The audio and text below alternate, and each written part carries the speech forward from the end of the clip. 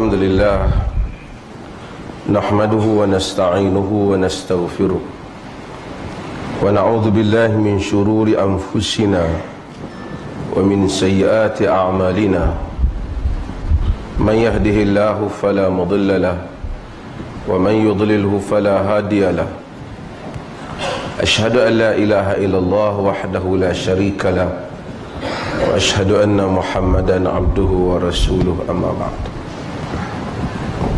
Hadirin dan hadirat yang dirahmati Allah, hari ini saya nak keluar tajuk sikit. Bukan pasal tajuk bomo tapi saya akan cakap tentang, sikit kita akan bahas tentang salatul istisqa, semayang istisqa. Kerana ramai orang cakap semayang istisqa dan kadang-kadang kita mungkin tak berapa terdedah bagaimana salatul istisqa pasal musim kemarau. Bomo tu tak apalah, kita tepi. Sekurang-kurangnya dia telah memperkenalkan dua alat yang hebat. Pertama, teropong buluh yang bercabang tu. Yang kedua ialah tikar terbang. Satu Malaysia malu dengan bomoh tu. Pergi buat di KLIA, kita pun heran macam mana dia boleh buat di KLIA, orang tak tahan. Adakah dia bomoh bertauliah? Sampai 2 kali dia dapat buat. Dia pergi kayuh buat malu betul. dengan bumbu ikan nak ditangkap ke terbangan tu. Dia boleh cakap benda bodoh. Boleh abang kata ada ke lembaga hitam lintas ke atas kapal terbang. Itulah orang suruh pergi belajar sains dulu no. Tu air pocket. Bila kita lalu kapal terbang jatuh macam tu, bukan kerana lembaga hitam tangkap kapal terbang. Masuk dalam banyak soal khabar UK dan soal abang Arab. Dia kata ini adalah as-sihr at-tariq al-akhar lil-maliziyin fil bahth 'ala at-ta'idah al-mafqudah lebih kurang gitulah. Sihir adalah salah satu jalan alternatif rakyat Malaysia dalam mencari kapal terbang yang hilang. Dalam Al-Arabiyah buat malu. Ada pelajar-pelajar kita di Timur Tengah kata depa pi baharu visa apa semua pakai duk main-main dengan depa. Dia kopi filem Ramli. Sebab tu saya suka yang lawak tu. Di mana rahsia kekuatan Datuk Hantua di huruf di kerisnya ke dia apa kan. Tapi dia kata di huruf T, kalau T tu ditukar menjadi di huruf ba ta kalau ditukar menjadi ba jadi buah. Tapi kekuatan bomoh ialah apabila huruf M ditukar menjadi D, iaitu daripada bomoh menjadi bodoh. Tu pun ada orang politik yang ada gambar dia cekelah lah dia. Pakai kot, pakai tie. Teruk betul. Buat malu dengan buah-buah nyok.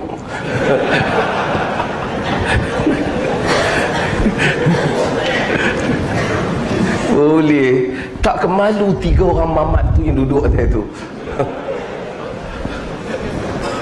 Pi kayuh atas darat. Kalau nak bodoh sikit-sikit sudahlah. Ni bodoh sungguh.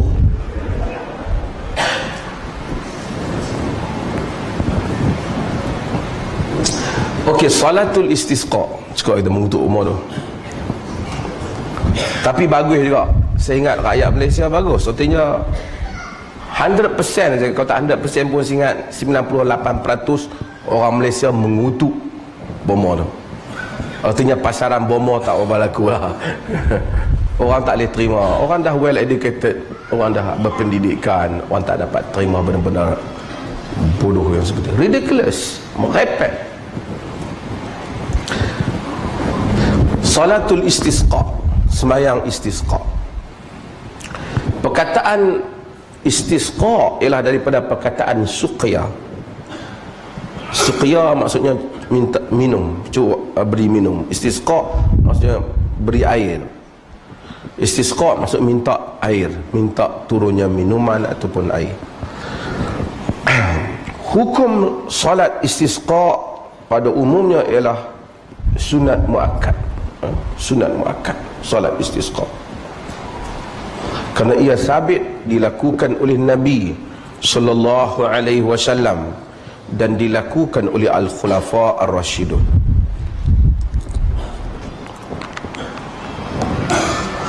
Okey, nanti kita akan bincang. Yang ini majoriti para ulama menyatakan ada solat 2 rakaat istisqa dengan cara-caranya. Semua para ulama kecuali Abu Hanifah. Sedangkan ada hadis yang jelas, cuma Abu Hanifah kata tak ada. Dia beriktimad kepada hadis yang tak ada salat, yang ada doa saja.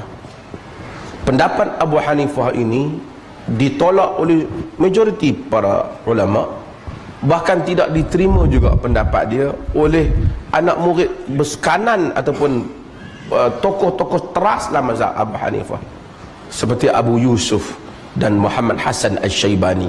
Ni 2 orang tokoh utama dalam mazhab Abu Hanifah pun tak ikut imam mereka dalam masalah ini, kerana ternyata adanya hadis tentang keluarnya salat istisqa.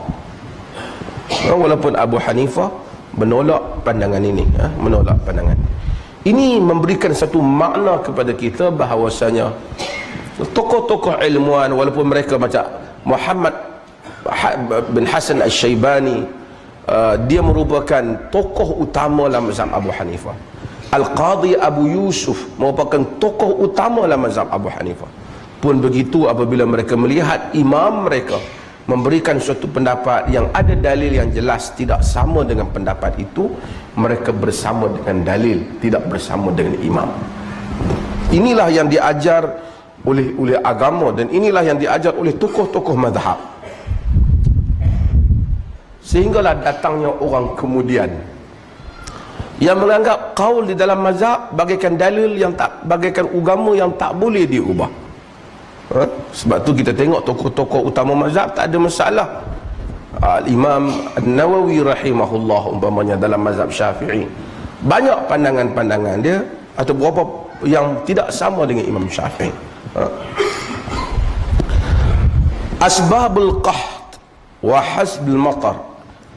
Apakah sebab berlakunya kemarau dan terhalangnya turunnya hujan?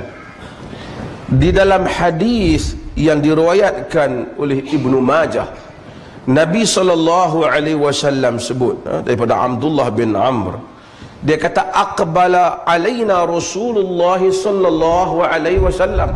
Nabi menghadap ke arah kami. Nabi kata, ya ma'syaral muhajirin, wahai sekalian muhajirin, khams idza btulitum bihim a'udzubillah an tudrikuhun. 5 perkara jika kamu diuji dengannya, aku berlindung dengan Allah daripada kamu terkena 5 ini. Lam tadhharil fahishah fi qaumin qad hatta yu'linu biha illa fasha fihim at-ta'un wal awja' allati lam takun madat fi aslafihim alladhi madaw. Tidak akan lam tadhhar al-fahishah, lam tadhhar al-fahishatu, tidak akan tersebarnya fahisyah, tidak akan tersebarnya kekejian di dalam satu kaum, sehingga mereka iklankan kekejian itu, kemaksiatan itu diiklankan. Orang dah jadi tak ada masalah dengan benda yang keji yang dilakukan, melainkan akan tersebar di dalam masyarakat itu, yaitu at-ta'un, ta'un, wal auja', dan penyakit-penyakit allati lam takun madat fi aslafihim alladzina madaw, akan tersebar penyakit yang tak pernah ada pada generasi yang lepas. Banyaklah penyakit-penyakit baru yang mungkin orang dulu tak tahu. Umpamanya AIDS, kan? Nabi kata bila fahisyah tersebar, manusia mungkin ada dalam satu masyarakat, mungkin ada maksiat, tapi berbeza antara maksiat yang menjadi iklan, yang diiklankan, tak ada masalah, macam it's okay, tak dianggap lagi sebagai satu kekejian ataupun diterima secara umum oleh masyarakat, maka Allah Subhanahu wa taala hantar ta'un, ataupun Allah hantar satu penyakit yang tidak pernah ada pada manusia yang sebelum daripada ini. Walam yunqisul mikyal wal mizan illa ukhidu bis-sinin wa shiddatil maunah wa jawrus sultana alaihim. Penduduk itu tidak mengurangkan timbangan dan sukatan, yakni dalam jual beli, melainkan akan didatangkan dengan tahun-tahun yang susah, di mana kekurangan makanan dan kezaliman sultan, pemerintah. Salah satu sebab zahirnya pemerintah zalim bukan dihalalkan perbuatan pemerintah yang zalim itu.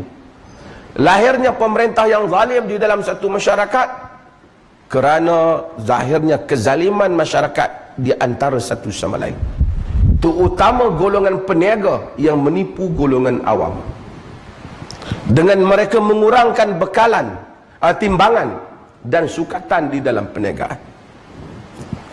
Zahir. Saya nak sebutlah, tak marah pun tak apa. Mesir. Siapa pernah pergi Mesir? Orang sebutnya macam lah, orang puji Mesir lah. Tak apa, hak nak puji, pujilah. Ni bahagian hak tak puji. Negeri yang penuh dengan rasuah. Berapa kali saya sebut, tuan-tuan pergi ke airport dia, sampai-sampai dia nak naik bas ya, bas tak boleh jalan. Bas tak boleh jalan. Bagi sikit berapa, baru start jalan. Beli barang, beli apa, kalau boleh tipu, dia akan tipu. Boleh kita beli 100 di sini, 200 di sini, tengok di kedai ni 20 kan. Bukan sikit-sikitnya tipu ni.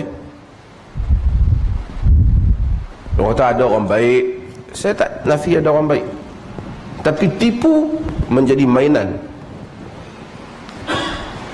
Kita pergi ke airport dia, siapa pernah pengalaman kat airport Kahirah, dia akan tahu. Dia scan barang kita, dia mesti kan kata barang kita tak lepas. Dia akan suruh kita buka, dia akan suruh apa, dia akan cari pasal, dan dia akan buat syarat kita. Dia suruh kita bagi ke dia, kita bagi ke dia, jalan. Sampai yang last, saya pergi ke Gaza, nak balik, timbang scan barang, tak lepas. Malaysia, ya Allah, terus dengan tak malunya, lebih kurang bermula, dengan tak malunya, tokek kedai, menipu orang, menipu cakap, menipu. Allah Subhanahu wa ta'ala kenakan, bukan saja mereka lah, ramai orang, pemerintah yang zalim. Banyak negara lain contoh lah. Sebab itu bukan kita puji barat, tapi apabila mereka buat disiplin diri mereka, amanah dalam pengurusan mereka. Kita pergi kedai mereka, ada barang memang ada harga tetap, dia tak ada, dia tak main tawak-tawak ni, dia tak main, memang itu harga dia. Kita tengok manusia hidup tenteram dalam urusan mereka. Sebab itu Amr bin As puji tentang apa yang ada pada bangsa Rom.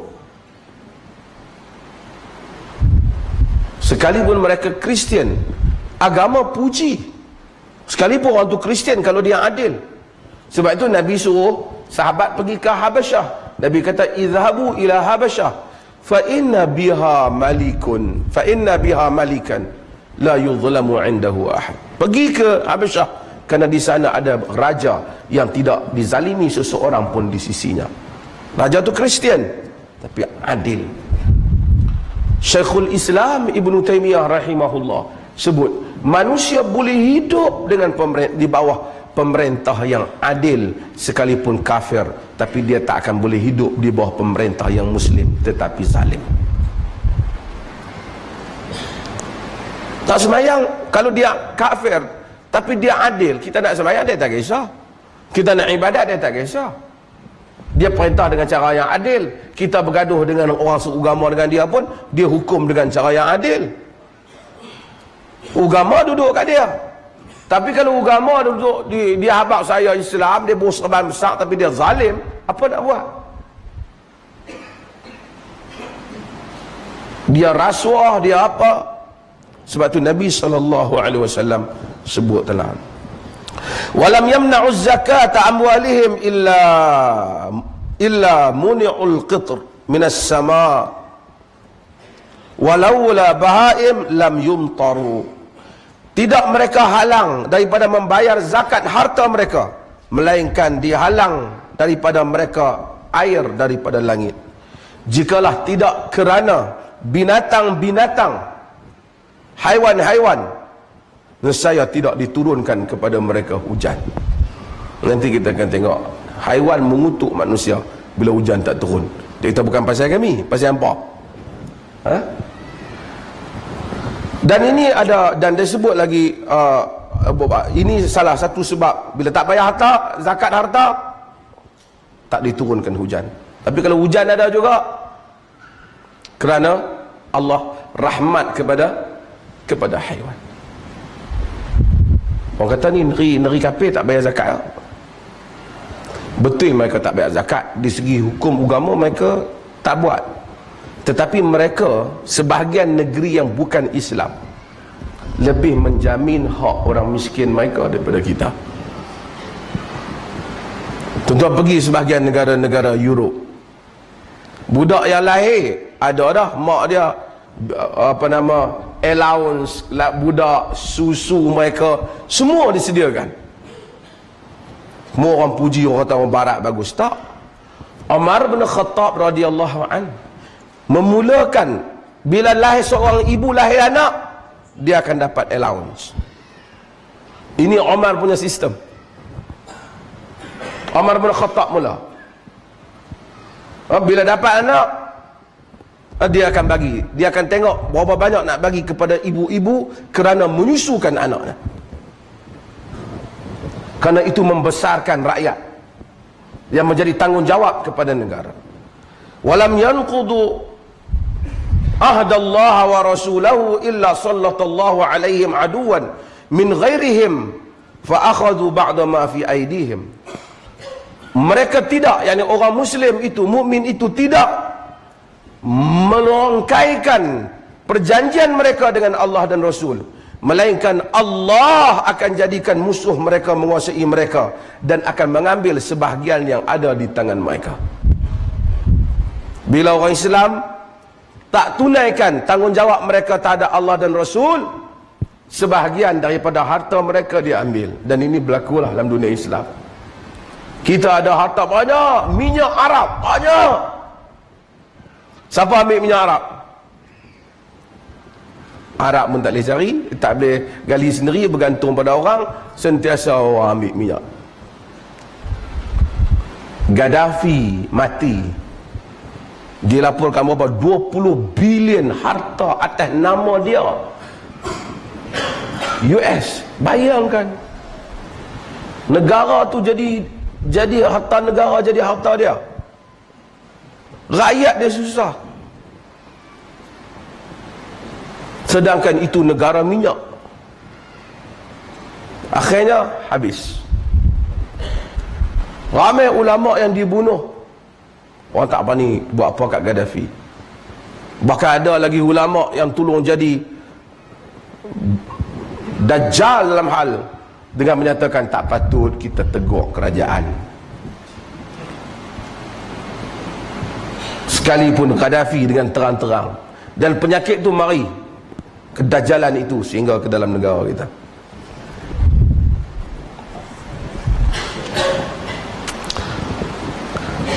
Wa ma lam tahkum a'immatuhum bi kitabillah wa yatakhayyaru mimma anzalallah illa ja'alallah ba'sahum bainahum. Apabila para pemerintah kaum muslimin tidak berhukum dengan kitab Allah, ni hadis, dan mereka memilih hukum mana yang mereka mau dan hukum mana yang mereka tak mau, melainkan Allah akan menjadikan perbalahan di kalangan mereka sendiri. Yang ni orang Islam tak boleh damai antara satu mereka.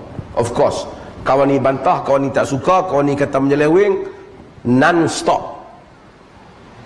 Ini yang diriwayatkan oleh Nabi SAW dalam hadis Ibnu Majah.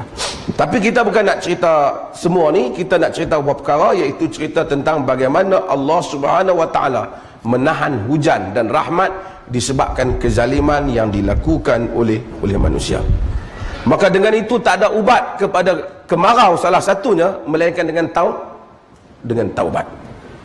Al-Imam Al-Bukhari sebut dalam sahihnya bab intiqamur Rabb min khalqihi biqah idzan tuhikat maharimuhu. Kata Imam Bukhari bab Tuhan membalas dendam. Intiqam ni bukan kita kata balas dendam lah, balas balik. Intiqam. Sebab tu Allah tu muntaqim. Ya muntaqim, kita tahu. Wahai yang balas balik. Al-Bukhari kata bab intiqamur Rabb min khalqih. Bab Tuhan balas balik pada hamba dia disebabkan mereka telah melanggar larangan-larangan. Termasuk diri kita, sebahagian daripada ujian Tuhan pada kita kerana larangan Tuhan yang kita langgar. Hakikatnya cuma Tuhan dia bagi ujian tu, kadang-kadang dia rahmat kita, kadang-kadang dia tak zahir pada orang, kadang-kadang dia kesian kat kita, dia bagi satu ujian supaya kita balik kepada dia. Kerana kita langgar. Mujahid menyebut, dan Mujahid ni anak murid Ibnu Abbas, tabi'i, anna bahaim tul'inul asah Bani Adam idza ajdabatil ard. Sesungguhnya haiwan-haiwan melaknat pemaksiat-pemaksiat di kalangan manusia apabila bumi menjadi kemarau. Quran kata, innal ladzina yaktumuna ma anzalna minal bayyinati wal huda min ba'di ma bayyanahu lin-nasi fil kitab ulaika yal'anuhumullah wa yal'anuhumul la'inun. Orang-orang yang menyembunyikan dari apa yang kami turunkan daripada kebenaran dan petunjuk setelah kami turunkan, kami terangkannya pada manusia, mereka itu dilaknat oleh Allah dan dilaknat oleh seluruh yang melaknat. Seluruh yang melaknat itu ialah dawabul ard, semua binatang-binatang bumi melaknat manusia. Oleh kerana itu para ulama menyebut banyak sebab manusia ini dilaknat. Maka dengan itu antara cara yang manusia patut buat ialah mereka hendaklah berdoa kepada Allah Subhanahu Wa Taala, memohon keampunan Allah di atas banyak kesalahan mereka. Sehingga binatang Tuhan turunkan hujan, kita ingat rahmat kita, rahmat kepada binatang. Kesian kat binatang Tuhan turun. Kerana ada binatang tu kita dapat tumpang sekaki. Okey, kita ringkaskan. Macam mana kita nak istisqa? Yang pertama, sekali kita akan terang pendetailannya. Yang pertama, al-istisqa bi salati jamaah au furada. Ala ma ya wa au furada. Okey. Yang pertama, istisqa dengan cara kita semayang berjemaah. Ataupun kita semayang sendiri-sendiri, kita minta hujan. Dan kita akan bahaskan macam mana nak jemaah tu. Yang kedua ialah istisqa, minta hujan, ialah imam ketika berkhutbah pada hari Jumaat, dia doa minta hujan. So imam doa minta hujan lah, kan? Jadi pada hari Jumaat sepatutnya teks-teks khutbah semuanya, kalau ada teks lah, dah kita semua dah pakai teks, doa supaya turunnya hujan.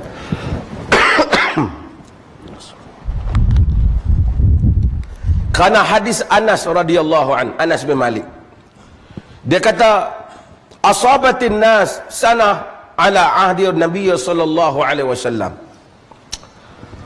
Manusia telah ditimpa kemarau pada zaman Nabi sallallahu alaihi wasallam. Fa bainama an-nabi yakhutub fi yaumil jum'ah faqama a'rabi. Ketika Nabi sedang berkhutbah pada hari Jumaat, bangun satu orang A'rabi, Badawi. Bila disebut Arabi, orang Arab, bila disebut A'rabi, dia ada hamzah di depan tu, maksudnya Arab juga, tapi Arab Badawi. Faqala ya Rasulullah halakal mal wa ja'al 'iyal fad'ullah lana. Wah, dia pun Nabi duduk tengah khutbah, dia bangkit bercakap. Ini satu benda menunjukkan, pertama dia bangkit cakap dengan Nabi, ya Rasulullah, wahai Rasulullah, halaka mal wa ja'al 'iyal fad'ullah lana. Wahai Rasulullah, harta benda dah musnah, kaum keluarga menjadi lapar, tolonglah doa untuk kami. Apa Nabi jawab? Nabi kata, khutbah jangan cakap, duduk. Dia boleh cakap antara khatib dengan makmum, boleh cakap. Makmum boleh balas khatib balik. Jangan cakap sebelah dia, kerana khatib tak apa. Contohnya, sebab itu dalam hadis Umar bin Khattab, riwayat Al-Bukhari, dalam tentang bab salatul Jumaah, Umar bin Khattab radhiyallahu an, bila dia khutbah, masuknya Uthman bin Affan, dia tanya Uthman bin Affan, kau dah mandi Jumaat tu pun tak? Dia tahu Uthman orang menega, mai terus masuk ke dalam masjid. Pada zaman Nabi, asal orang tak mandi solat Jumaat, tapi oleh kerana kata Aisyah, masuk penuh dalam masjid, bau busuk badan orang menega, orang solat. Lalu Nabi SAW suruh mereka mandi Jumaat. At least seminggu sekali kena mandilah. Ni orang Arab lah kan, orang Melayu tak tarik lah, pasal dia iklim dia apa lain, iklim dia apa kering, tak mandi pun macam tak apa bau sangat. Kita tak mandi habis, tak mandi, lepas tu mai orang ni pelajar-pelajar universiti, dan orang perempuan, mereka keluar rumah taklah disuruh berwangi-wangian sehingga menarik perhatian orang, tapi orang perempuan ni dia particular. Bila nak keluar, dia tengok baju, tengok side dia, okey, tajam elok. Ni budak-budak lelaki universiti sama kan, budak perempuan keluar tengok wangi ke busuk. Budak lelaki dia tengok tak busuk lagi, tak busuk lagi, tak busuk lagi, bukan kata wangi, tak busuk lagi, okey boleh. Tak sunnah. Jadi Nabi suruh mandi, Nabi suruh mandi. Umar bin Khattab bila dia duduk atas mimbar, dia tengok orang masuk tak mandi, dia tanya, tak mandi ke? Khatib kelas tu dia tanya. Sebab tu Amirul Mukminin dia khutbah macam negara kita lah, PM khutbah. Ya, saya tak pasal.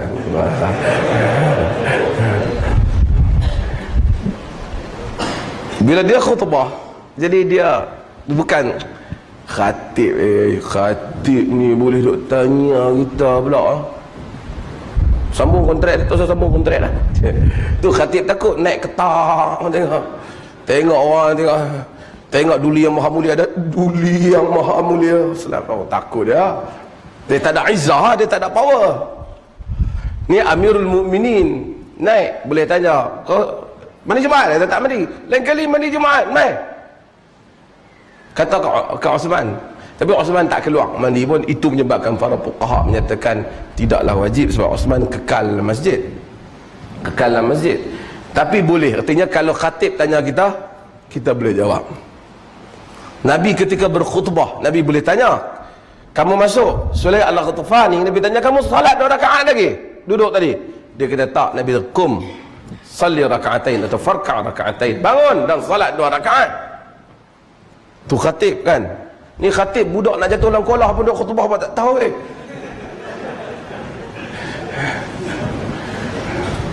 Dia kena abang lah. Ni ada budak nak jatuh dalam kolah tu, bertangkap tak? Tak apa. Orang panas ni. Khatib duk khutbah, khatib kata, tuan-tuan ganjak ke depan sikit. Apabila kita tak faham peranan khatib, maka kita buat bagi jadi 3 khutbah. Sebelum khatib ada seorang pula nak pergi khutbah dulu. Janganlah engkau berkata-kata ketika khatib sedang berkhutbah. Jika engkau berkata-kata maka luputlah pahala Jumaatmu. Buat apa hang habang? Hang nak jadi khatib juga ke? Khatib sana dah cukup dah. Tak kira depa bersembang. Itulah khatib kata, jangan bersembang baju kuning.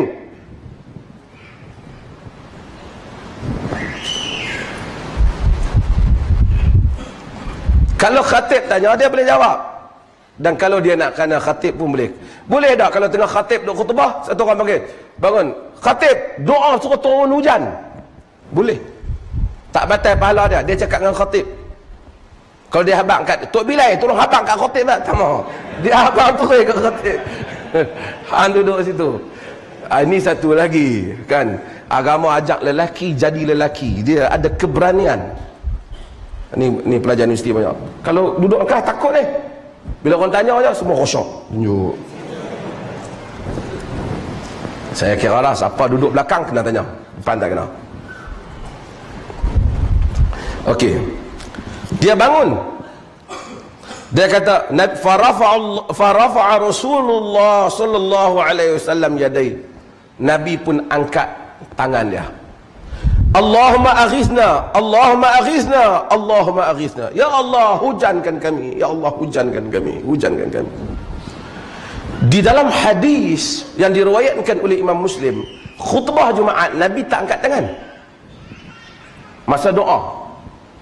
Tapi bila nak doa istisqa, Nabi angkat tangan.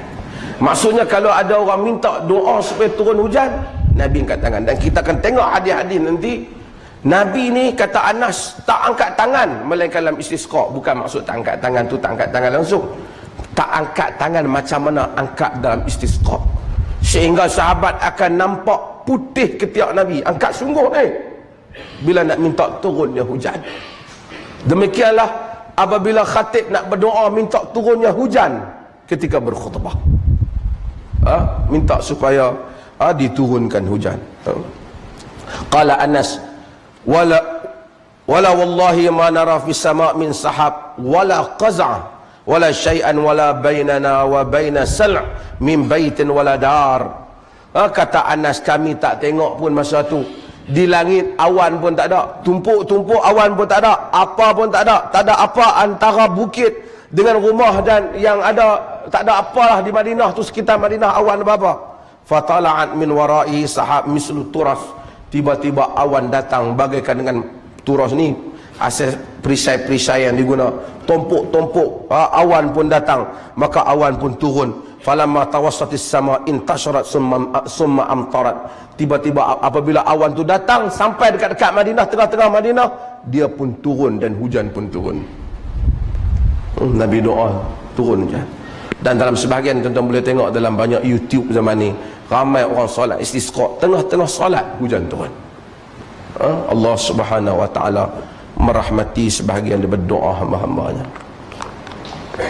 Sebahagian tu bukan kerana doa orang yang khutbah tu ataupun doa tu imam. Ada orang yang mungkin mustajab doa dia. Hari itu kita baca cerita hamba Allah kan, yang mana mustajab doa dia. Dia penduduk Madinah keluar, wahai Tuhan, doa hujan tak turun. Janganlah macam tu, ya Allah, turunkanlah hujan. Dia doa seorang dia, hujan turun. Tak, dan aku nak bergerak keluar daripada masjid, aku dengar langit guruh terus. Mustajab doa. Jadi ada yang tadi doa solat minta hujan dengan kita keluar. Macam mana cara ni kita akan sebut. Yang kedua ialah doa minta hujan yang dilakukan oleh khatib ketika berada atas mimbar. Cara yang ketiga minta hujan ialah doa selepas daripada selawat, selepas daripada as-salawatul khams ataupun salawatul nafilah, selepas daripada solat fardu ataupun solat sunat, kita doa supaya kita minta supaya turunkan hujan.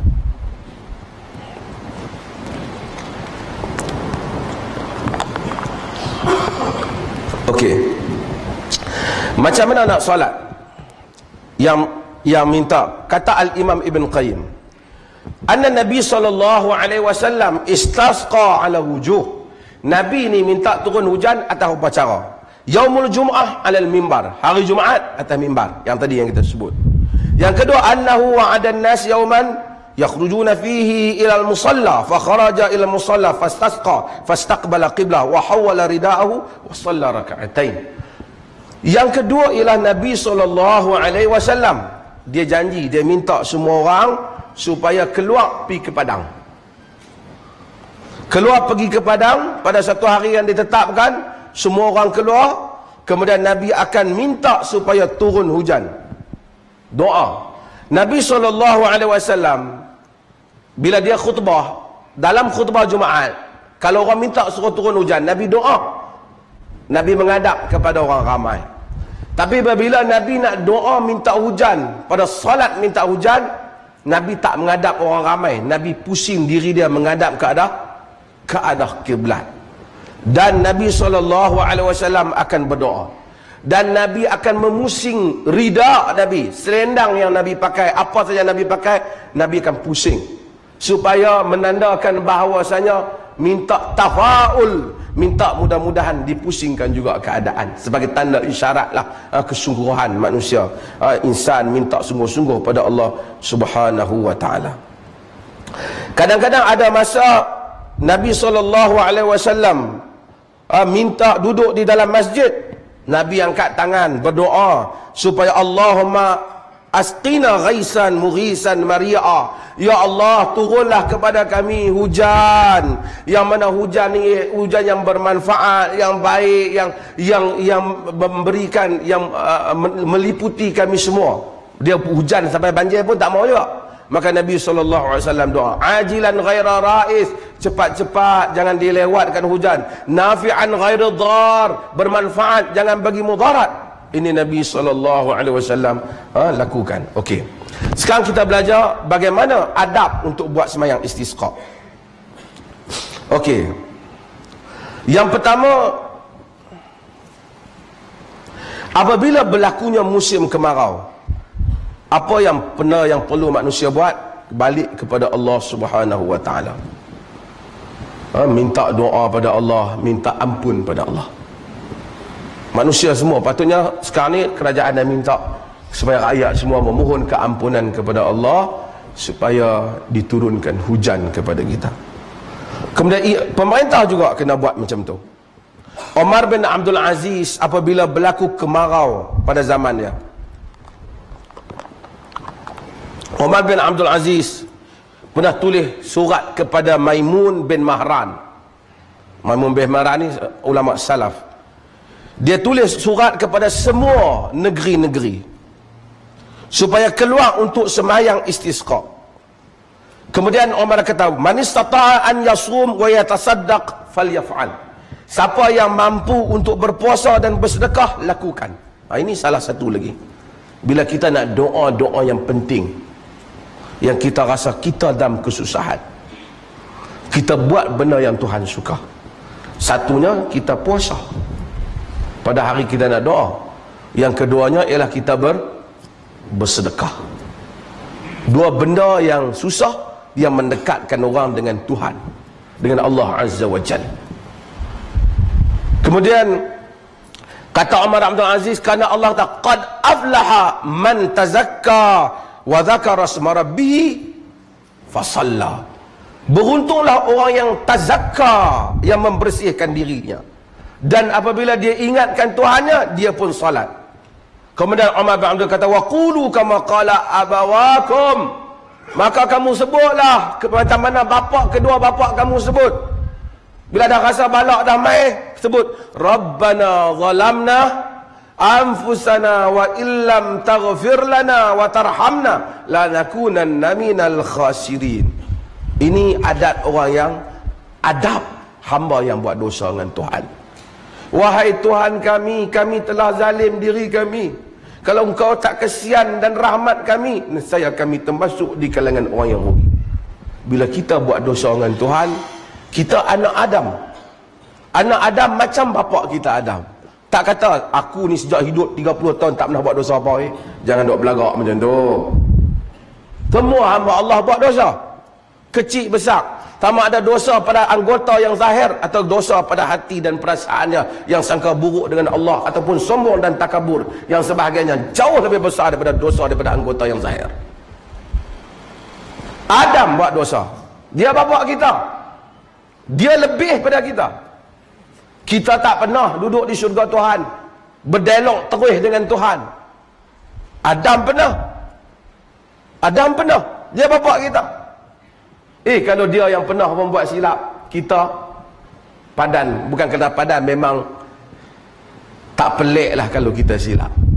Tapi bapa kita Adam apabila silap, dia kata apa? Rabbana zalamna anfusana. Demikianlah juga kita. Bila kita buat silap, Rabbana zalamna anfusana, dengan tadarru', dengan rendah diri, dengan harap Allah Azza wa Jalla ampun kita. Wa qulu kama qala Nuh, sebutlah macam mana Nabi Nuh sebut. Nabi Nuh sebut kata apa? Wa illa taghfirli wa tarhamni akun minal khasirin. Jika engkau tak kesian, ampunkan daku. Taghfir, saya dah sebut, kita ghafar, Tuhan ghafar. Istighfar, ghafar, maksud bukan dia ampun, dia batalkan dosa, dia tutup dosa tu. Mungkin dia batalkan dosa kita, tapi dia dedah pada orang. Na'udzubillah. So kita kata dia ghafar, dia tutup dosa kita, mudah-mudahan dunia dan akhirat. Nabi Nuh, dia nabi, dia rasul. Dia kata pada Allah, wa illa taghfirli wa tarhamni akun minal khasirin. Jika engkau tidak ampun dan tidak kesian padaku, aku termasuk di kalangan orang-orang yang rugi. Wa qulu kama qala Musa, katalah macam mana Nabi Musa kata. Tengok para nabi. Sebab tu tujuan Allah Ta'ala cerita para nabi, peristiwa-peristiwa yang menimpa mereka, dan doa yang berlaku antara mereka dengan Tuhan. Kita kadang-kadang pergi cari ni buku tu, rahsia doa-doa ajaib, yang tak banyak memberi manfaat apa. Tuhan waktu turun kitab dia. Kata Ibnul Imam, Allah waktu turunkan Quran, dia ajak dalam Quran doa para rasul, dalam sunnah Nabi, doa para sahabat, sehingga datang kaum yang jahat, mereka selewengkan kita daripada doa ni semua. Mereka sebut doa wali tu, doa wali ni, doa wali ni, yang kadang-kadang kita tak tahu daripada mana punca mai. Bukan kita menolak kesolehan wali tu. Doa para nabi, Tuhan rekod doa mereka, Tuhan sebut balik dalam Quran, kerana doa mereka ada nilai. Bukan dia nak, Tuhan nak habaq saja macam mana kita baca buku cerita untuk budak-budak sebelum budak-budak tidur. Allah habaq kat kita supaya kita dapat tiru. Allah beritahu kita supaya kita dapat teladani doa mereka. Kerana kita akan melalui perkara yang sama yang dilalui oleh mereka. Nabi Musa alaihissalam apabila dia rasa dia buat salah, dia kata, inni zalamtu nafsi faghfirli faghfaralah. Wahai Tuhanku, aku telah zalimi diriku, ampunlah aku. Dia ada dua makna yang menarik dalam hal ni. Pertama, i'tiraf dengan dosa. Yang tu yang Tuhan, kadang-kadang kita kata ighfirli pun betul, astaghfirullahalazim pun betul, Allah suruh. Tapi apabila kita kata Tuhanku, aku telah buat dosa, Allah tahu kita buat dosa, tak payah bagi tahu dia. Kenapa Allah suruh kita bagi tahu? Kerana dia mau kita humble. Satu orang buat salah, dia kata, aku minta maaf. Dengan kata, pertama aku iya, benda ni sebenarnya salah aku, kemudian aku minta maaf. Ni dua benda yang berbeza.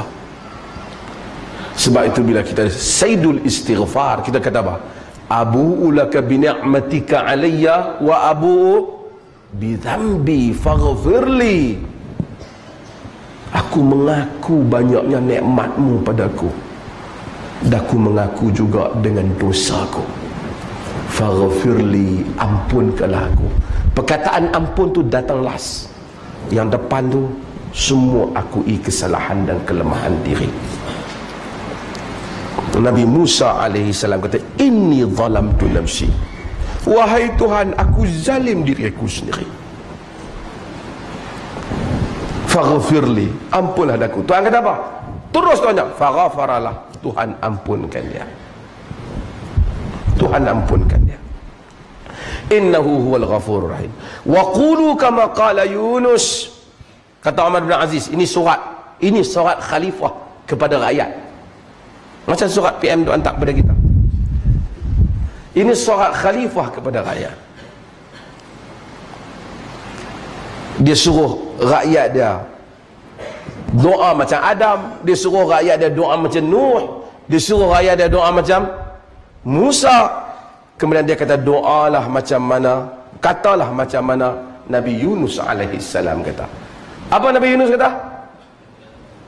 La ilaha illa anta subhanaka inni kuntu minal zalimin. Nabi Yunus tak minta, dia akui saja. Allah hantar dia pada kaum dia. Dia kata mereka ni memang jenis tak jadi juga dakwah kat mereka ni. Dia tinggalkan kaum. Allah hantar dia misi, dia tinggalkan kaum. Allah uji dia, masukkan dia dalam perut ikan. Jonah, Yunus alaihi salam masuk dalam perut ikan. Dia tak kata, ya Allah, orang lain langsung tak dakwah tak kena apa, aku dakwah lepas tu aku kena pula menaci macam ni. Setengah orang dia kata, saya dakwah Ustaz, tiba-tiba saya kena. Orang tak dakwah tu duduk relax kan, macam mana? Tapi jadi macam dia. Kita pilih jalan Tuhan, satu orang tak pilih jalan Tuhan, takkan kita nak samakan diri kita dengan dia? Ada peruntukan di sini yang tak ada peruntukan di sana. Banyak lagi tu orang, kenapa saya nak kena semayang 5 waktu, tak semayang salah. Nu yang kafir tak semayang langsung tu. Jenuh kalau nak buat contoh macam tu. Kerana tak sama semua orang ni di sisi Tuhan. Kita dengan ayah kita, dengan mak kita, dengan keluarga kita, dengan orang yang rapat dengan kita, kita miss sikit dengan dia, silap sikit, dia pun marah kita. Kita orang lain silap dah banyak lagi, kenapa tak marah itu? Kita, dia apa bukan siapa-siapa dengan aku.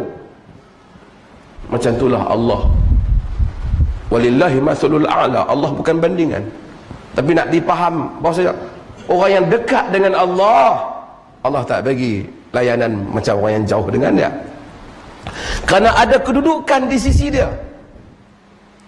Yang ni orang special, orang rapat. Sebab itu dia panggil awliyaullah, wali-wali Allah. Orang ni bila sebut wali, dia teringat apa? Jalan tayak, tak ni, naik buat tak darat.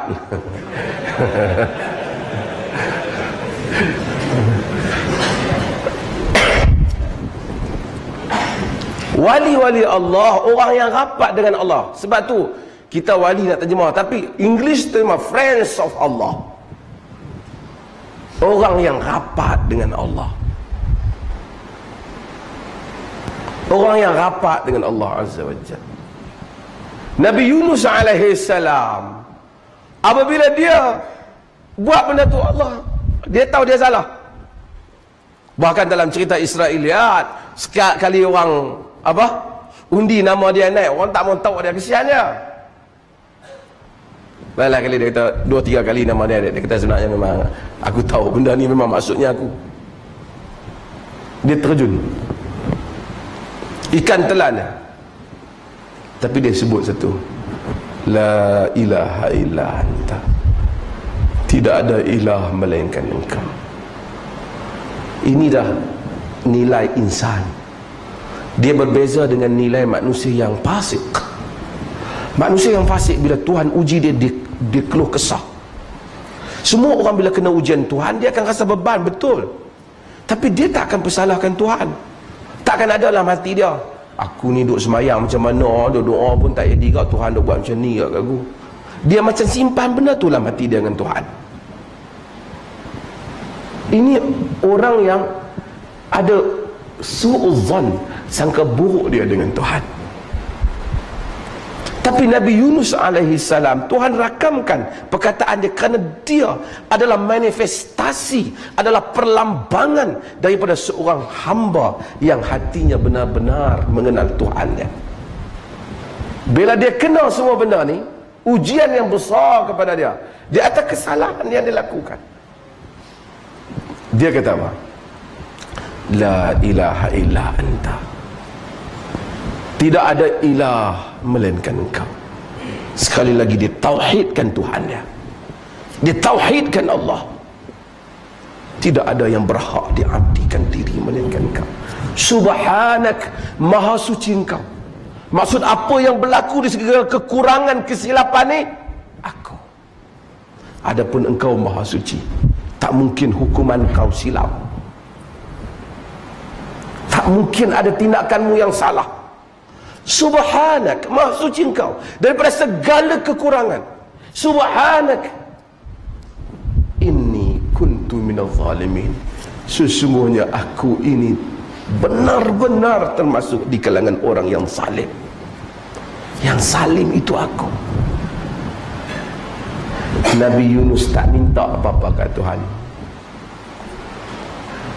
Dia tak kata, ya Allah, bagi kau keluar. Bukan salah kalau dia minta, tapi dia rendahkan diri dengan Tuhan. Tuhan kata apa? Fastajabna lahu, kami sambut doanya. Wa najjaynahu minal gham, kami selamatkan dia daripada kedukaan, kegelapan. Wa kadzalika nunjil mu'minin, yang demikian itulah jua kami menyelamatkan orang-orang yang beriman. Sahabat tanya Nabi, ya Rasulullah, dalam riwayat Muslim, doa Yunus ni, Yunus saja ke pun kita pun boleh pakai juga.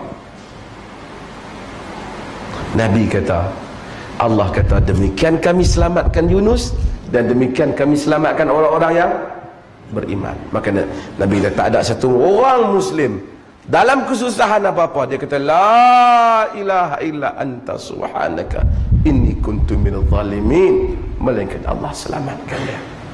Tapi dia kena meniru perasaan Yunus. Kau setakat buat lagu la ilaha tak ada feel nothing, tak ada apa perasaan. Okey. Yang berikutnya adalah imam. Ini surat Umar bin Abdul Aziz. Nak menandakan apa? Bila berlaku kemarau, balak Tuhan, manusia rendahkan diri pada Tuhan. Yang berikutnya adalah imam perintahkan, suruh orang ramai, janji orang ramai keluar di suatu tempat, macam mana yang Nabi SAW syakan nas ila Rasulillah quhutul matar fa amara bimimbar fa wudi'a lahu fil musalla wa wa'ada an-nas yawman yakhrujuna fihi. Dalam riwayat yang diriwayatkan oleh al-Imam Abu Daud, orang mengadu kat Nabi tentang hujan tak turun. Nabi SAW perintahkan supaya mimbar masjid tu pergi letak di tempat, di musalla, di tempat padang. Kemudian Nabi SAW pergi sana, dan Nabi naik, Nabi di sana, orang pun berhimpun, Nabi pun naik atas mimbar tu, Nabi berkhutbah, kemudian Nabi bersolat di sana. Yang kita akan baca pendetailannya. Okey, waktu yang paling afdal di sisi majoriti para ulama untuk semayang istisqa ialah sama dengan waktu semayang raya. Waktu pagilah, sama dengan waktu semayang raya. Melainkan ada sebahagian pendapat yang menyebut tentang selepas gelincirnya matahari, tapi majoriti para ulama menyatakan sunat dibuat sama dengan semayang raya. Tapi kalau orang buat semayang istisqa belah petang, boleh tak? Boleh tak? Cuma dia elakkan waktu-waktu yang diharamkan saja. Tapi yang lebih afdal dia buat. Hatta kalau dia buat belah malam pun tak ada masalah. Tapi yang afdalnya ialah waktu pagi. Maksudnya kalau kita nak buat tak ada masalah. Kita boleh lapang sini. Sekali kita kalau berterusan juga, insya-Allah kita IQ kita buat sembahyang istisqa. Kita buat sembahyang istisqa sebelum kita kuliah ke, ataupun kalau siang sakit ramai tak mai kan. Dia pakai hujan di rumah kan.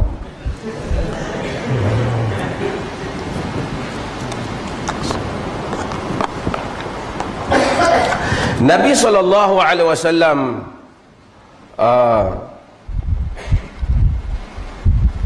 dia semayang macam kita tadi, dia semayang di sahara, di padang pasir, di tanah lapang lah. Maksudnya dulu ada orang petikai. Saya teringat, tapi bagus juga kenyataan Menteri Besar Kelantan yang dulu, Tengku Ni Aziz. Ada orang kata, apa Kelantan ni tak reti, masjid banyak tapi semayang tengah padang minta hujan. Saya suka dengan ulasan Tengku Ni Aziz. Dia kata setengah orang ni kita tak tahu bodoh ke cerdik bila dia tak bercakap. Bila dia bercakap confirm bodoh. Saya kata menariklah ulasan tu. Kena orang dia tak mengaji apa, dia kata bapa dia pergi semayang tengah padang, semayanglah masjid lah. Pasal dia memang jenis sunat semayang di padang. Nabi SAW semayang di padang. Okey. Imam dan juga orang ramai apabila dia keluar hendaklah tabadzul, takhasyu', tadarru', hendaklah merendahkan diri dalam keadaan khusyuk. Ibnu Abbas kata kharajan Nabi mutabadzilan mutawaddi'an mutadarri'an. Nabi keluar dalam keadaan khusyuk, rendah diri, pergi ke musalla dalam keadaan, sehingga kan sebahagian para fuqaha kata jangan pakai baju cantik-cantik, pakai baju yang lama-lama, pakai pakaian yang nampak rendah diri, lemah kita depan Tuhan. Kalau boleh zaman lah handphone tak bawa lah kan, ni main istisqa dengan keadaan yang manusia penuh beri perhatian untuk melakukan salat istisqa. Kanak-kanak dan wanita juga dibawa pergi, dibawa pergi. Sebahagian para fuqaha menyebut kanak-kanak, wanita semuanya dibawa, bahkan mereka kata haiwan juga dibawa. Orang Arab kan, mereka belah binatangan, kita tak ada binatang, kita belah lah kan. Kan dia kata tanda semua ni hamba-hambamu wahai Tuhan, turunlah hujan. Wanita yang tak bersolat pun pergi juga, bukan untuk solat, untuk sama-sama turut berdoa. Masa solat tu dia tak solat. Kanak-kanak pun kita bawa, anak-anak semua. Tanda ni anak-anak kita pun sama, mereka memerlukan hujan. Semayang istisqa tidak ada azan dan tidak ada iqamat. Untuk semayang istisqa, seperti mana yang di dalam hadis Nabi SAW, Al-Bara' bin Azib, Zaid bin Arqam, Nabi SAW istisqa faqama bihim ala rijlaihi ala ghairil mimbar fastasqa summa shalla raka'atain yajhar bi qira'ah wala yu'dhan wala yuqim.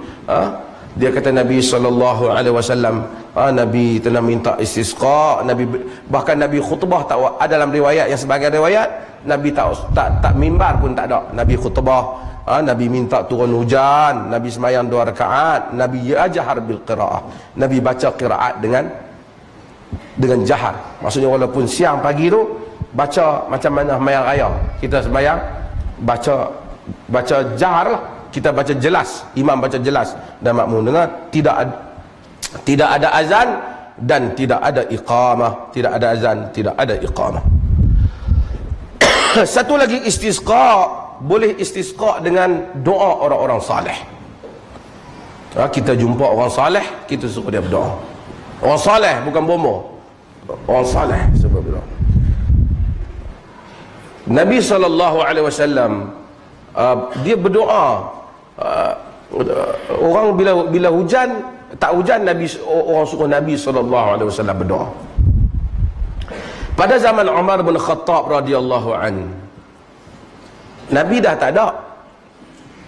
Umar menyatakan dalam riwayat yang diriwayatkan oleh Al-Imam Al-Bukhari, Umar kata, Allahumma inna kunna natawassalu ilaika bi nabiyyika sallallahu alaihi wasallam fatasqina wa inna natawassalu ilaika bi ammin nabi fa asqina faqala fayasqu. Nabi sallallahu Umar kata, wahai ya Allah, dulu kami minta hujan dengan nabimu sallallahu alaihi wasallam, tawassul dengan nabi. Sekarang nabi dah tak ada, kami tawassul dengan pak saudara nabi. Dalam sebagian riwayat dia suruh Abdul Muttalib pun, dia suruh Al-Abbas, Abdul Al-Abbas doa. Doa orang-orang yang dekat dengan Allah, yang Allah sayang. Nabi sayang kat pak saudara dia Abbas. Sebab itu kita doa, suruh orang saleh berdoa. Macam mana sembahyang istisqa? Sembahyang istisqa macam dengan sembahyang raya. Ini pendapat majoriti. Sembahyang istisqa, sembahyang raya. Bila macam sembahyang raya, ada beberapa benda. Pertama, bacaan dia sembahyang raya mula dengan lepas takbiratul ihram, ada berapa takbir? 7 takbir pada rakaat pertama dan 5 takbir pada rakaat yang kedua. Kemudian imam baca dengan suara yang jelas. Dan yang berikutnya ialah adanya khutbah selepas daripada solat. Para ulama berkhilaf pendapat dalam hal ni. Di kalangan para ulama ada yang menyatakan khutbah sebelum solat. Kalau dia macam tu, dia macam Jumaat. Ini pendapat sebahagian para ulama. Imam Malik mula-mula bagi pendapat macam ni, tapi akhirnya dia tarik, dia ikut pendapat jumhur. Mazhab Syafi'i bersama dengan jumhur, Imam Syafi'i menyatakan dia khutbah selepas daripada solat. Selepas daripada solat. Kalau tak khutbah pun bukanlah kata tak sah solat tu, tapi disunatkan khutbah selepas daripada solat. Kalau ada orang kata nak khutbah sebelum, hakikatnya tak ada masalah. Kerana hadis Aisyah, hadis Zaid, hadis yang macam-macam lagi, hadis Abdullah bin Zaid, dan hadis-hadis ini menunjukkan macam-macam. Ada menunjukkan macam sebelum pun ada, yang selepas pun ada. So ini masalah khilafiyah di kalangan para ulama. So khutbah adalah sunnah, dan semasa khutbah bagi nasihat kepada orang ramai, banyakkan istighfar khatib. Khutbah 2 khutbah macam sembahyang raya, dan kemudian ketika dalam khutbah nanti hendaklah dia akan berdoa dengan doa yang memohon kepada Allah Subhanahu wa taala supaya menurunkan hujan. Okey. Antara benda yang lain sikit di dalam khutbah ni ialah khutbah istisqa. Nabi SAW mubalaghah fi raf'il yadain fi doa. Nabi berlebih-lebihan dalam angkat tangan masa doa. Sehingga hadis sebut hatta yura bayadu ibtayh, sehingga nampak putih ketiak Nabi. Biasanya kita berdoa macam ni. Dia sunnah manusia berdoa, dia rapatkan tangan, kemudian dia doa pada Allah, dia dekatkan dengan ke arah wajahnya. Ini doa kita yang biasa. Tapi di dalam doa istisqa, Nabi angkat tangan tinggi. Jadi khatib pun angkat tangan tinggi apabila berdoa. Dan khatib masa nak doa, dia menghadap ke arah kiblat. Dia menghadap ke arah kiblat. Dia menghadap ke arah kiblat. Okey. Nabi SAW dalam riwayat dia dalam riwayat Anas kana yastasqa hatta madda yadayhi wa ja'ala butunahuma mimma yalil ard hatta ra'aitu bayad ibtayh. Ini riwayat Anas. Sebahagian riwayat fa asyara bi dhahri kaffayhi ila as-sama. Nabi masa doa istisqa, Nabi pusing tangan. Ini dalam riwayat Al-Imam Al-Bukhari, dalam riwayat Abu Daud, Nabi pusing tangan macam ni. Pusing tangan macam ni. Sehingga Al-Imam An-Nawawi, ulama khilaf, nak pusing tangan ni macam ni dalam sembahyang istisqa saja ke lain daripada sembahyang istisqa bila kita minta benda yang kita nak minta jauh, minta jangan turun bala, minta, adakah kita patut macam ni ataupun pusing? Okey. Sebahagian para ulama menyatakan yang pusing tangan ni khas bagi sembahyang istisqa. Ini sebahagian pendapat. Maksudnya khas bila kita sembahyang istisqa, bila minta ya Allah janganlah turunkan bala dengan apa, dan kemudian mintalah supaya turunkan hujan, kerana macam nak minta supaya diubah keadaan daripada keadaan yang kemarau kepada hujan, diminta supaya jangan bala tu mai. Cuma Al-Imam An-Nawawi rahimahullah, Ni Nawawi dan sebahagian mereka yang bersama dengan Nawawi, ini masalah khilaf kalangan para ulama, menyatakan boleh juga pada mana-mana doa yang mana kita minta supaya jangan balak tu mai. Ya Allah, jauhkanlah daripada kami balak, untuk seorang memusing tangannya dengan menjadikan dua belakang tapak tangan menghadap ke langit. Fa asyara bi zahri kaffaihi ila sama', zahir dua tangan ni ke langit, dan butun tapak tangan ni menghadap ke arah bumi. Dan jika kita tengok itu, kita hendaklah tahu itu sebahagian daripada sebutan para ulama seperti Al-Imam An-Nawawi mengambil manfaat daripada hadis istisqa. Cuma sebahagian para ulama kata no, hanya untuk solat istisqa. So oleh kerana benda ni ada boleh dua wajah dalam hal ini, maka siapa yang tak mau buat pun tak apa, siapa yang nak afdalnya, nak khususkan untuk istisqa pun tidak mengapa, pun tidak mengapa. Okey. Saya ambil sikit Syekh Abdul Aziz Abdullah bin Baz sebut. Syekh Abdul Aziz Abdullah bin Baz sebut masalah angkat tangan dalam doa ni, Nabi memang angkat tangan, tapi kita bukan semua tempat dia angkat tangan. Salatul istisqa Nabi angkat tangan tinggi, Nabi angkat. Solat lain ada yang Nabi angkat rendah. Ada semayang, lepas semayang kita wirid, macam kita baca macam Allahumma inni a'udzubika minal hammi wal hazan, waktu pagi ke waktu petang kita baca, ataupun kita minta Allahumma inni as'aluka al-'afwa wal 'afiyah. Wirid-wirid Nabi ni tak angkat tangan. Tapi Nabi SAW bila ada hajat khusus yang datang, yang menjadi keperluan, yang bukan selalu hajat ni, kita tahu hari ni kita nak periksa, ataupun hari ni kita nak pergi minta satu benda ni, kita nak pergi kerja, yang ni biasanya, yang ni Nabi akan angkat tangan. Adapun selepas doa, selepas solat, bukan Nabi angkat tangan, melainkan apabila ada doa khusus yang mana penting, yang mana khusus pada diri dia, ataupun khusus bagi peristiwa tertentu. Adapun doa biasa macam doa pagi-pagi, doa petang-petang yang dinamakan wirid pagi dan petang, dia tak angkat tangan. Maka dengan itu kita angkat tangan di tempat yang Nabi SAW angkat tangan. Umpamanya Nabi angkat tangan tentang solat istikharah, walaupun khilaf, istikharah angkat tangan, walaupun ulama khilaf dalam hal ni.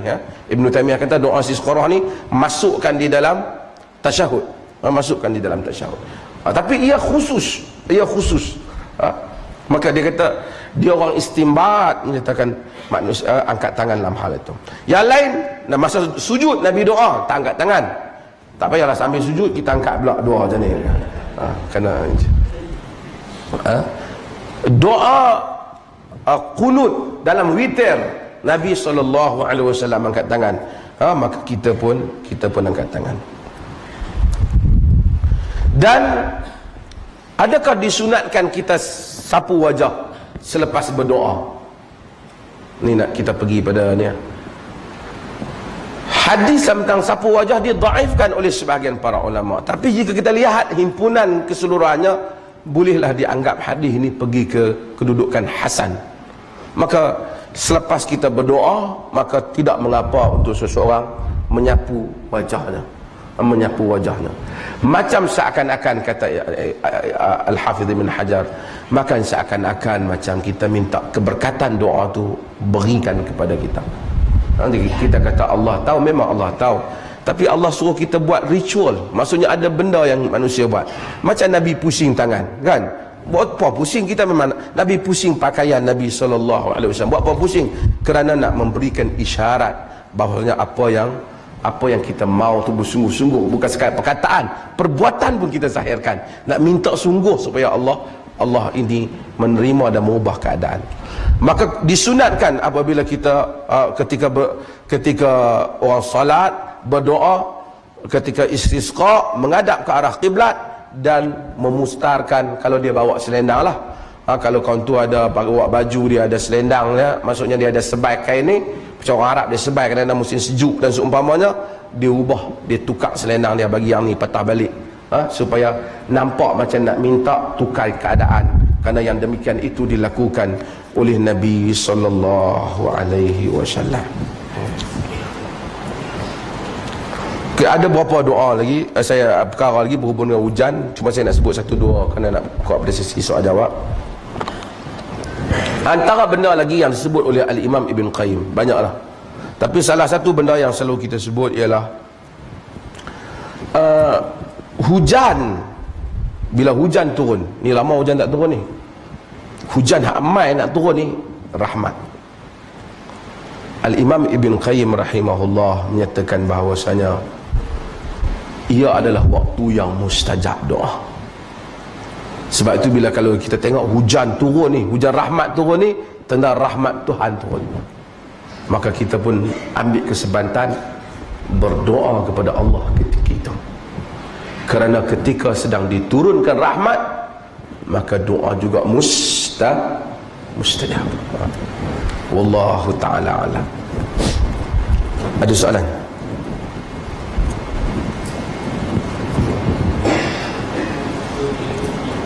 Ya?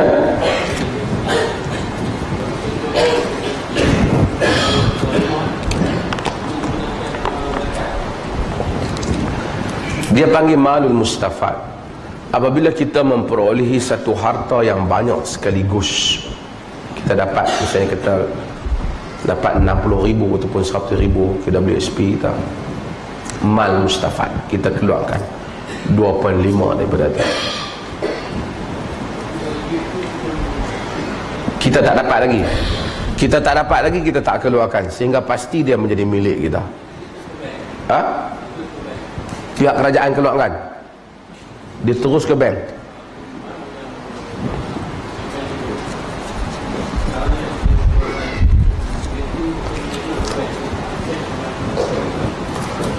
Dia terus ke bank, duit tu kita dapat masuk ke akaun kita. Kerajaan KWSP kita.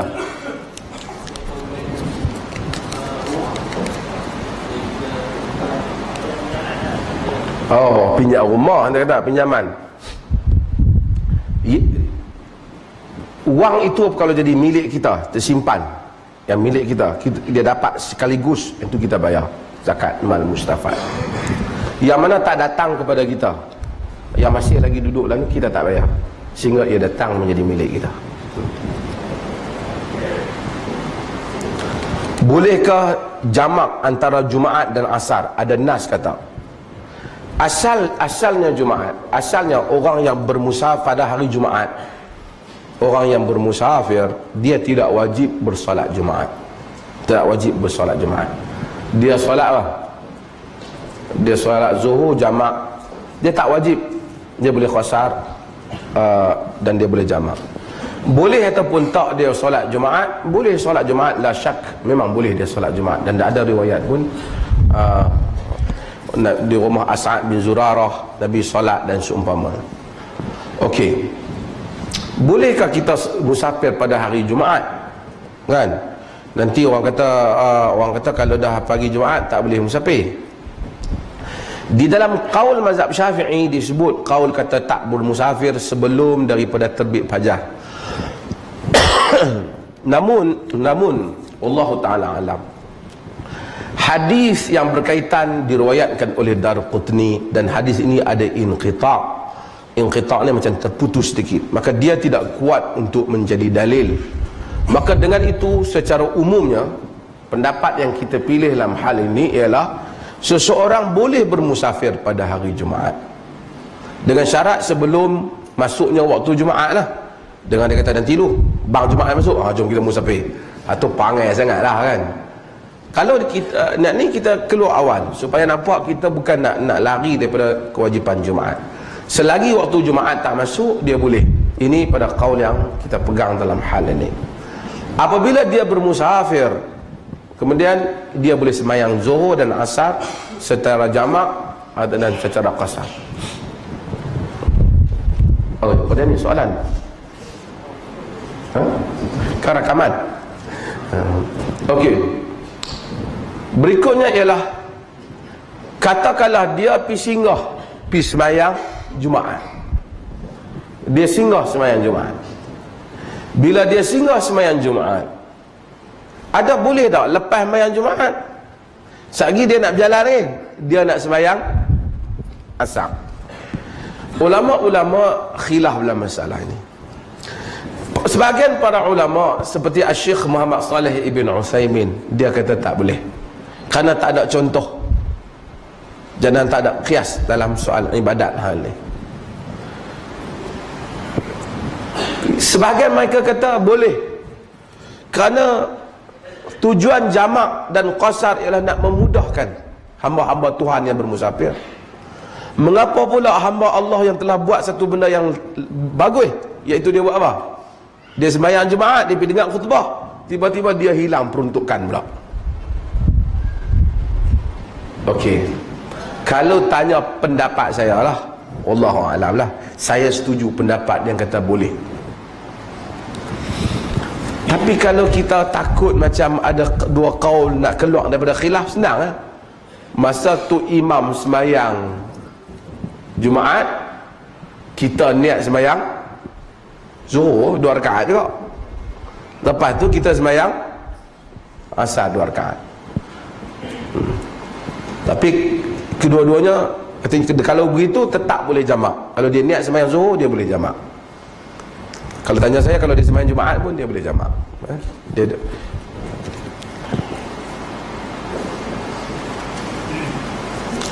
Bolehkah umrah dan haji dalam keadaan berhutang? Boleh, kerana hutang zaman sekarang tak macam hutang zaman dulu. Hutang zaman sekarang ni hutang boleh bayar, melainkan kita hutang orang, yang mana keperluan orang ni duduk mai tuntut hutang kita. Dia nak meniaga tak boleh, apa tak boleh, kita hang tak bayar hutang aku. Kita ambil duit dia, kita patutnya bayar hutang dia. Kita tak bayar hutang dia, kita pergi umrah. Umrah ni dah kali ke berapa dah umrah kita pun tak kira lah kali pertama pun kita kena bayar hutang dia dulu. Sebab ini hubungan kita dengan dia, sedangkan yang ni hubungan kita dengan Allah. Umrah ni kita tak wajib, melainkan, dan haji kita tak wajib melainkan apabila kita mampu. Tapi adapun zaman sekarang semua orang ada hutang kereta. Siapa yang tak ada hutang kereta? Melainkan saya tahulah sebahagian yang millionaire ni dia beli cash. Tapi sebahagian kebanyakan hutang kereta. Kalau nak kira lagi ada hutang tak boleh pergi umrah, zaman tak sama, tak macam dulu. Pasal hutang ni tetap berbayar. Setiap tahun kita berbayar dengan cara-cara kehidupan pada zaman moden ni. Dia potong gaji kita dan sebagainya. Bagaimana Nabi berwuduk? Yang ni kena tengok dalam hadis wuduk. Yang ni kena, nanti ada kita tengok yang kita baca kitab tentang Nabi berwuduk. Hukum cukur janggut untuk pekerjaan tentera. Asalnya seorang tak cukur janggut asalnya, melainkan dia terpaksa cukur atau ada keperluan cukur. Sebahagian para ulama kata makruh, tapi banyak di kalangan ulama tidak bersetuju lelaki cukur janggut, melainkan dia masuk tentera, tentera suruh cukur janggut. Mungkin tentera tengok bila tak ada janggut tu lebih menakutkan musuh daripada ada janggut kot. Jadi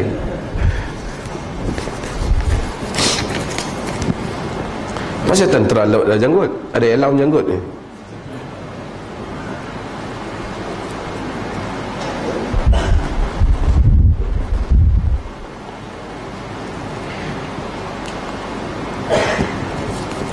Adakah onani sama dengan zina dosanya?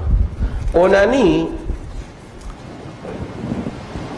hukumnya adalah khilaf di kalangan para ulama.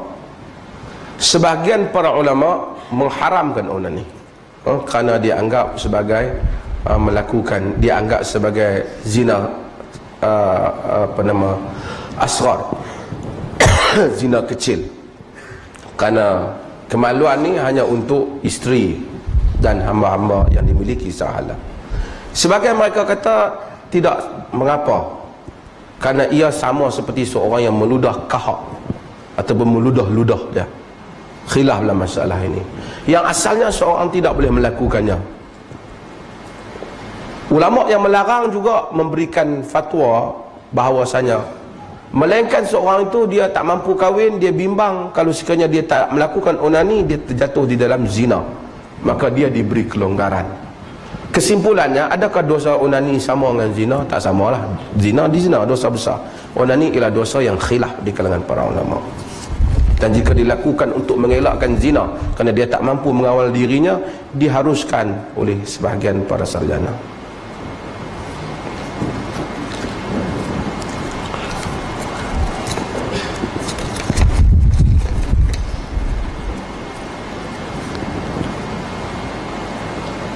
Siapa yang bercakap ketika azan, adakah lidahnya kelu di akhirat? Asalnya sebahagian para fuqaha memakruhkan bercakap. Namun Atha' bin Rabah disebut dalam Sahih al-Bukhari bahawasanya dia tidak melarang selagi mana kita tak menghina azan. Bahkan dikatakan sebahagian salaf pernah ketawa ketika azan. Bukan ketawa ke azan, sembang depan ketawa, tapi mereka jawab azan. Mereka jawab azan.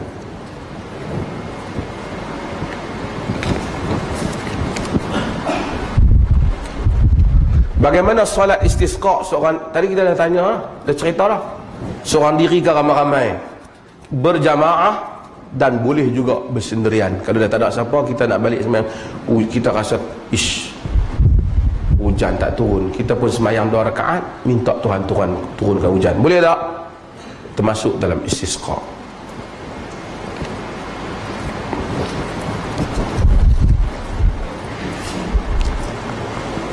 MH370 ghaib.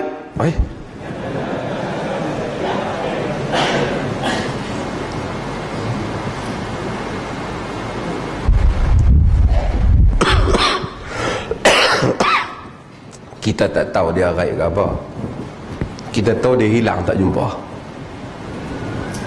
Kemana dia pergi? Wallahu ta'ala alam.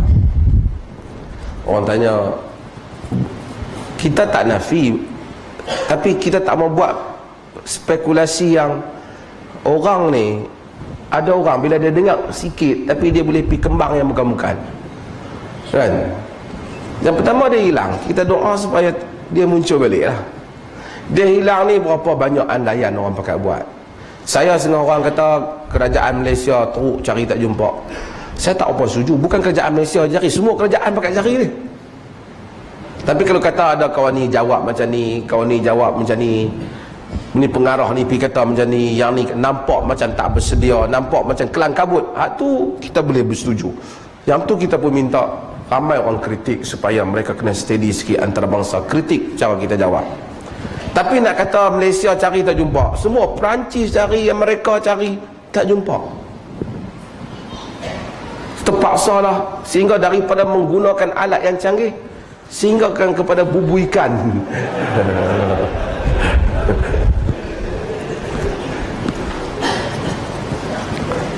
Dengan menggunakan teropong yang nampak pedih dan gelap.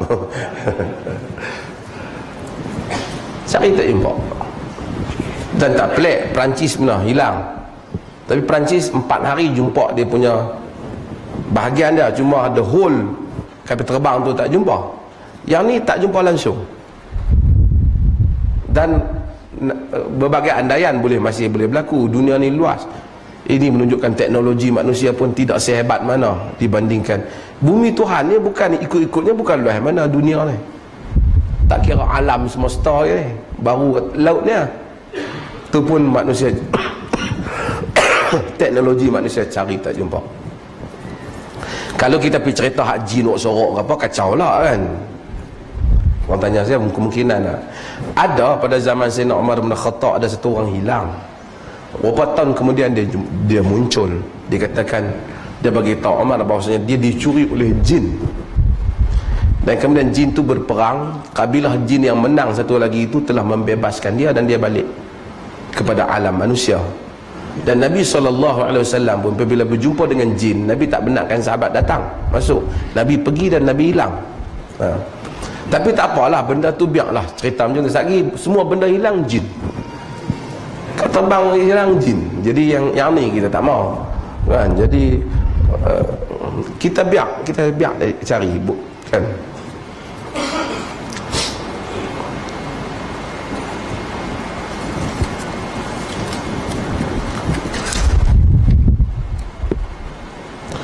Doa istisqa dibaca dengan kuat ataupun dengan perlahan. Doa istisqa dibaca sehingga didengar oleh orang makmum, untuk mereka mengaminkan doa itu. Sebab tu para sahabat radhiyallahu anhum boleh meriwayatkan apa yang Nabi baca, kerana depa mendengar apa yang Nabi baca.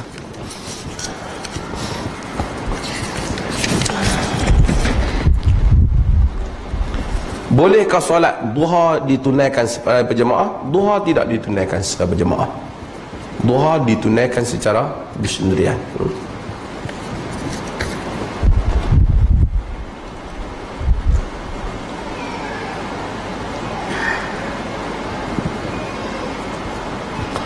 Ni cerita Ya'juj dan Ma'juj. Lepas dulu kita dah cerita dah.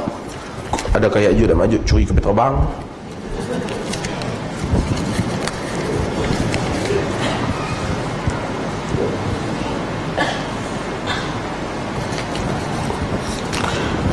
Hukum gantung gambar family di rumah.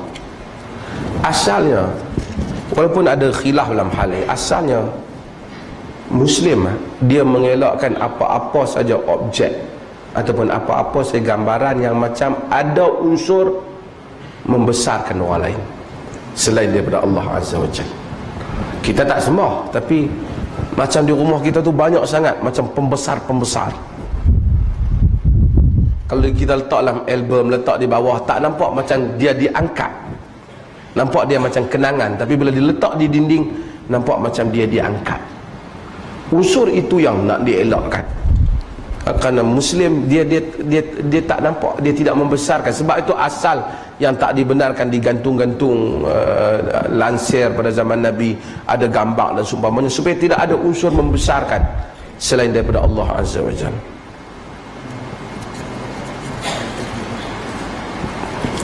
Minggu lepas solat istisqa, imam menyuruh makmum membalikkan kopiah dan serban semasa berdoa. Adakah makmum perlu ikut? Dia boleh ikut. Dah tak ada apa, dia boleh balikkan. Dia pusing kopiah pun okey. Tanda.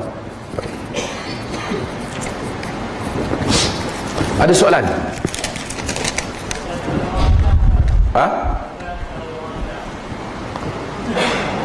Asalnya bukan azan, dia takbir. Dia takbir.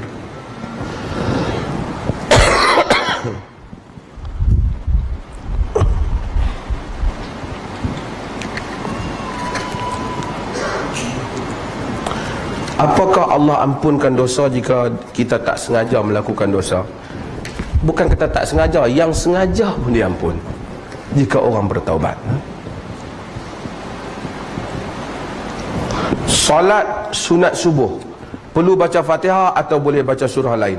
Boleh baca Fatihah dan surah lain. Dan Nabi SAW dalam sunat-sunat biasa ni, biasanya baginda membaca Fatihah dan kemudian Qul Ya pada rakaat pertama, Fatihah dan kemudian Qul Huwallah pada rakaat yang kedua. Hukum memandang wajah perempuan cantik lama-lama.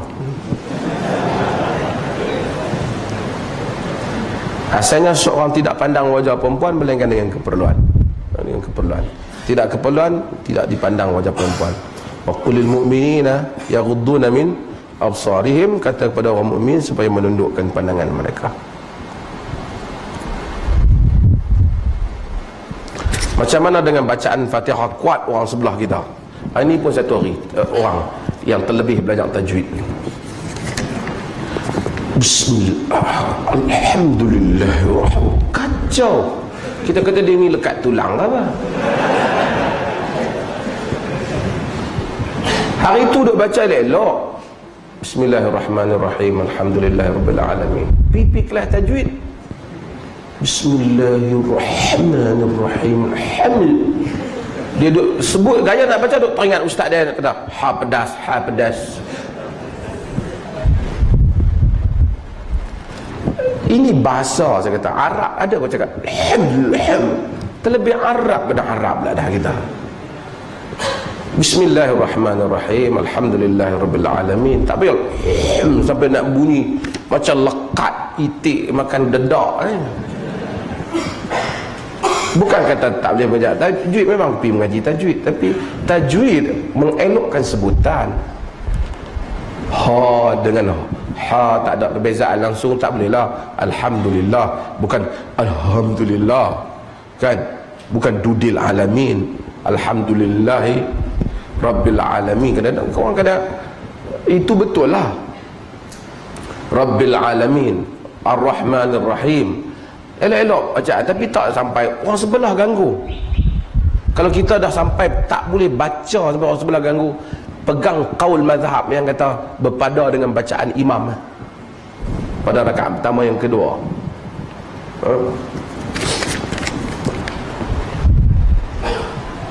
Adakah kad terbang hilang disebabkan pemerintah zalim nak politik juga?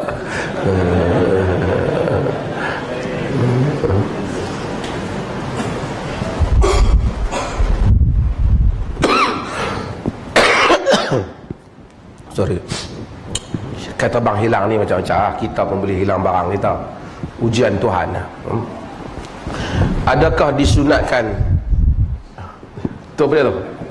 Ada soalan mana? Oh, ingat nak hadiah handphone. Sempena kad terbang hilang. Hadir ni. Ui, panjang ni. Panjang cikgu. Dan kemudian panjang tak larat nak baca, dia kecil. Tentang Dajjal itu kita dah syarah tentang Dajjal. Nampak panjang. Siapa baca kenyataan tu? Adakah disunatkan solat witir satu rakaat baca doa iftitah? Doa iftitah disunatkan bagi semua solat, walaupun satu rakaat. Kalau kita boleh solat witir satu rakaat, boleh 3 rakaat dan boleh 5 rakaat. Jadi Nabi kata bila kita bimbang masuknya fajar, maka kita solat witir satu rakaat. Wassallallahu ala nabiyina Muhammad walhamdulillahi rabbil alamin. Saya baca doa, tuan-tuan amin semua. Bismillahirrahmanirrahim. Alhamdulillahi rabbil alamin, wassalatu wassalamu ala asyrafil anbiya'i wal mursalin wa ala alihi wa sahbihi ajma'in. Allahumma aghithna, Allahumma aghithna, Allahumma aghithna. La ilaha illa anta subhanaka inna kunna minadh zalimin. Wa sallallahu ala nabiyyina Muhammad walhamdulillahi rabbil alamin.